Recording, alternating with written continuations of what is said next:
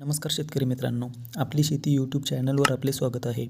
मित्रांनो, आजच्या या व्हिडिओमध्ये आपण अवघ्या महिन्याभरामध्ये शेतकऱ्याला मालामाल करण्याची ताकद असणाऱ्या उन्हाळी कोथिंबीर लागवडीची संपूर्ण माहिती घेणार आहोत. चांगला बाजारभाव भेटण्यासाठी कोथिंबीरीची लागवड केव्हा करायला पाहिजे, लागवडसाठी कोणते वाण निवडले पाहिजे, खतांचे योग्य नियोजन कसे करायला पाहिजे, अशा प्रकारच्या सर्व गोष्टींची माहिती आपण ह्या व्हिडिओमध्ये घेणार आहोत. त्यामुळे मित्रांनो, व्हिडिओ संपूर्ण बघा. माहिती आवडल्यास व्हिडिओला लाईक करा. त्याचबरोबर हा व्हिडिओ तुमच्या मित्रांना पण शेअर करा, जेणेकरून त्यांनासुद्धा याचा फायदा होईल. तर मित्रांनो, आपल्या सगळ्यांना माहिती आहे, जर बाजारभाव व्यवस्थित भेटला तर थोड्या जमिनीमध्ये लाखोचे उत्पादन कोथिंबीर लागवडीमधून शेतकऱ्याला मिळू शकते. फक्त त्यासाठी लागवडीचा कालावधी आणि योग्य नियोजन शेतकऱ्याला करता आले पाहिजे. त्यामुळे सुरुवातीला आपण बघूया कोथिंबीरीला जास्त बाजारभाव कोणत्या महिन्यात भेटतो. तर मित्रांनो, आपण संपूर्ण मार्केटचा अभ्यास केला असता आपल्या असे दिसून येते की डिसेंबर-जानेवारी महिन्यात कोथिंबीरीला मध्यम ते चांगला भाव बघायला मिळतो आणि मार्चपासून ते जून महिन्यापर्यंत जो कालावधी असतो त्यामध्ये कोथिंबीरीला सर्वाधिक भाव बघायला मिळतो.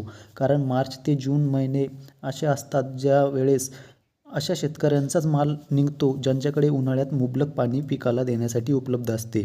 मोजकेच शेतकरी या कालावधीमध्ये कोथिंबीरीची लागवड करू शकतात.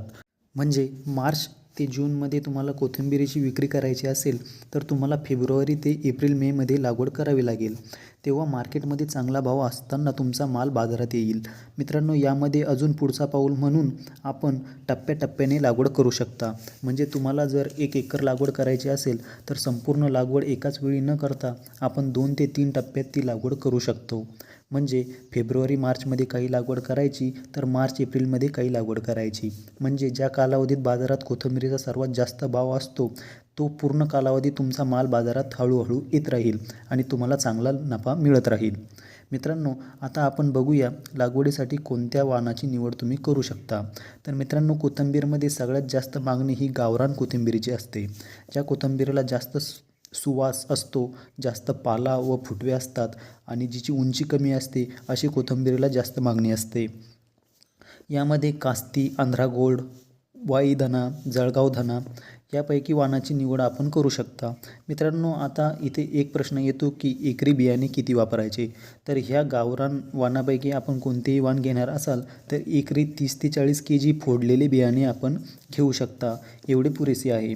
मित्रांनो, पेरणी वेळेस बुरशीनाशकाची ब्रीज प्रक्रिया नक्कीच करायला पाहिजे. मित्रांनो, यानंतर खताचा विचार केला तर ह्या पिकाला खूप जास्त खत देण्याची गरज नाही.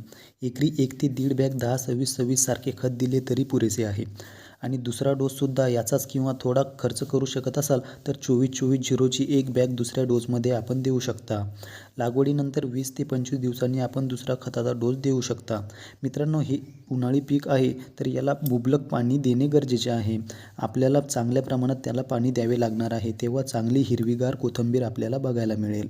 फक्त जास्त पण पाणी द्यायचे म्हणून पिकामध्ये पाणी तुंबून राहील एवढे पाणी देऊ नका, त्यामुळे पीक खराब पण होऊ शकते. मित्रांनो, कोथिंबीरमध्ये लागवडीनंतर 48 तासाच्या आत आपण BSFचे स्ट्रॉंग एक्स्ट्राचा वापर करू शकता तणनाशक म्हणून. कारण कोथिंबीरीमध्ये तण वाढले तर त्याचे नियंत्रण करणे खूपच कठीण असते. म्हणून लागवड केल्यानंतर आपण 48 तासाच्या आत तणनाशकाचा वापर करू शकता. मित्रांनो, अशा प्रकारे आपण उन्हाळी कोथिंबीर लागवडीची जवळपास संपूर्ण माहिती घेतली. माहिती आवडल्यास व्हिडिओला लाईक करायला विसरू नका.